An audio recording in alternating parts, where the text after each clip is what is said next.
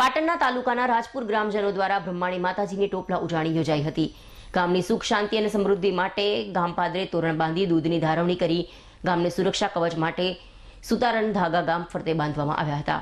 ત્યારબાદ સમગ્ર ગ્રામજનોએ ગામમાં પ્રવેશ કર્યો હતો।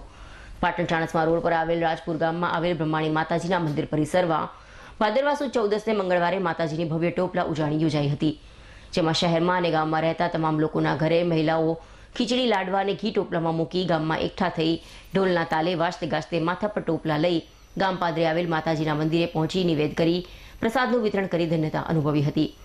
ગામ દેવી દેવતાઓના આશીર્વાદ રૂપે દૂધની ધારવણી સાથે સૂતરના ધાગાથી ગામ ફરતે સુરક્ષા કવચ બાંધવામાં આવ્યું હતું।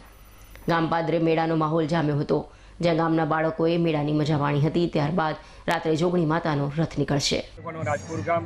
રાજપુર ગામના પાદરે માતા બ્રહ્માણીનું મંદિર આવેલું છે અને આ મંદિરની અંદર જે બિરાજમાન બ્રહ્માણી માતા 400 વર્ષથી એ મંદિર આવેલું છે અને આ મંદિરમાં દર ભાદરવા 14ની દિવસે પાટીદારો દ્વારા ટોપલા ઉજવણી કરવામાં આવે છે। ચાચર ચોકમાં બધા તમામ પાટીદારો એકઠા થઈને માથે ટોપલા મૂકીને એની અંદર નિવેદ ધરાવીને બ્રહ્માણી માતાના પરિસરમાં એકઠા થાય છે। ત્યાં આગળ તમામ પ્રસાદને નૈવેદ્ય ચડાવી અને ગરીબોને વહેંચવામાં આવે છે।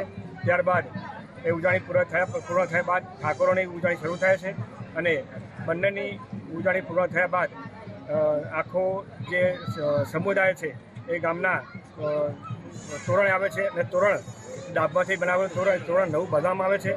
તોરણ બાંધ્યા બાદ એક ધારવણી કરવામાં આવે છે, દૂધની ધારવણી કાચા દોરાના ધાગાથી। એનો કારણ એક જ છે કે ગામની અંદર કોઈ રોગ પ્રવેશ ન કરે એના માટે એક પ્રોટેક્શન છે અને આ જે ધારવણી છે કાચા દોરાની એ ગામની ચારે બાજુ ફરતા ફરતા આખું ગામ સંપૂર્ણ અંદર સમાવેશ કરી દેવામાં આવે છે। ત્યારબાદ ગામના જે પટેલો છે, ઠાકોરો છે એ અંદર ગામમાં પ્રવેશ કરે છે। આવી રીતે અમારે ઉજવણી પૂરી થાય છે। ત્યારબાદ રાત્રે માતા જોગણી માતાનો રથ નીકળે છે અને પાટણના હાઈવે પર માતા જોગણી માતાનું મંદિર છે, ત્યાં આગળ રથ મૂકવામાં આવે છે।